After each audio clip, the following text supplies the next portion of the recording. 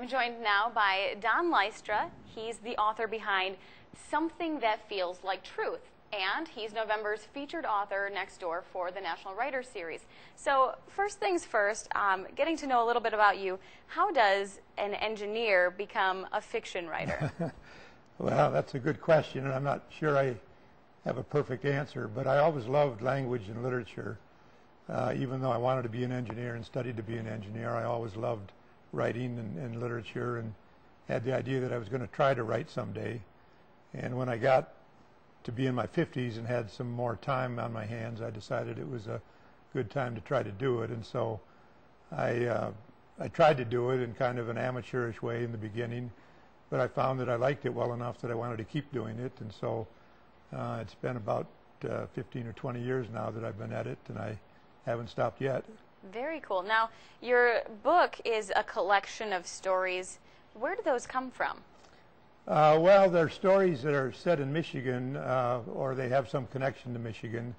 I have lived virtually all my life in Michigan, so I guess it's natural for me to look at the things that I've known and done as subjects for my fiction. By and large, they're what you would call quiet stories about the kind of people that many readers, I think, would recognize, you know, their neighbors, their friends, their co-workers. Okay. Ordinary people going about the business of life and facing some kind of a challenge. Now, is there a significance to the title? Well, the title is a phrase that is meant to sort of reflect the effect that fiction has on some people, you know, at least moments when you're reading fiction where you have the sense of an insight or an enlightenment or discovery about something having to do with life or people, you know, some kind of truth that seems to come through with some clarity. Those moments are sort of precious, really, to a lot of people that read fiction. So it definitely applies to many people. That's true. That's true. Applies to many readers. And writers, too, you know, writers in the process of making the fiction.